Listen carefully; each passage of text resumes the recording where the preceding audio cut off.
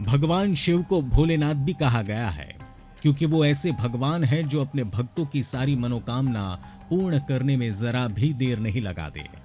आप देश के किसी भी कोने में चले जाइए, वहां पे आप शिव जी का मंदिर पाएंगे, क्योंकि शिव ही एक ऐसे देवता हैं जिनकी पूजा कोई भी स्वरूप में की जा सकती है।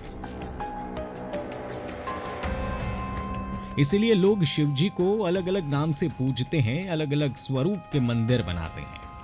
भगवान शिव के कई तरह के मंदिर आपने देखे होंगे।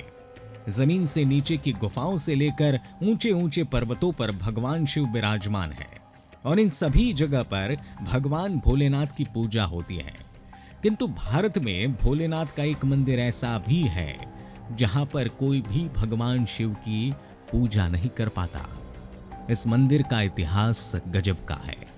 यह मंदिर का निर्माण सिर्फ एक ही रात में किया गया है और सिर्फ एक ही हाथ का इस्तेमाल करके मंदिर तैयार किया गया है ना गजब की बात। तो इस वीडियो में जानते हैं कि यह मंदिर कौन सा है और क्या है इनकी विशेषताएं, क्यों इस मंदिर में कोई पूजा नहीं कर सकता। उत्तराखंड राज्य आध्यात्म का केंद्र है और इसी भूमि पर एक दिव्य मंदिर है, एक हथिया देवाल। पिथौरागढ़ से धारचूला जाने वाले मार्ग पर लगभग 70 किलोमीटर दूर स्थित है कस्बा थल। यहां से कुछ किलोमीटर दूर स्थित है ग्राम सभा बलितर, जहां एक अभिशप्त देवालय भक्तों को बरबस ही अपने ओर खींचता है। यही है एक हथिया देवाल। एक हथिया देवाल का मतलब है एक हाथ से बना हुआ। यह मंदिर बहुत प्राचीन है और पुराने ग्रंथों में अभिलेखों में इसका जिक्र भी है। किसी समय यह राजा कत्यूरी का शासन था। लोगों का मानना है कि एक बार यहां किसी कुशल कारीगर ने मंदिर का निर्माण करना चाहा। वह काम में जुट गया। कारीगर की एक और खास बात थी, उसने एक हाथ से मंदिर का निर्माण शुरू किया और पूरी रात में मंदिर बना दिया। कहते हैं गांव में एक मूर्तिकार रहता था जो पत्थरों को काटकर मूर्तियां बनाता था। एक बार किसी दुर्घटना में उसका एक हाथ कट गया। वह एक हाथ से ही मूर्तियां बनाने की कोशिश करने लगा। लोग उसे उलाहना देते और चिढ़ाते भी। लगभग सारे गांव से एक जैसी उलाहना सुन सुनकर मूर्तिकार खिन्न हो गया। ऐसे में उसने गांव छोड़ने का निर्णय लिया।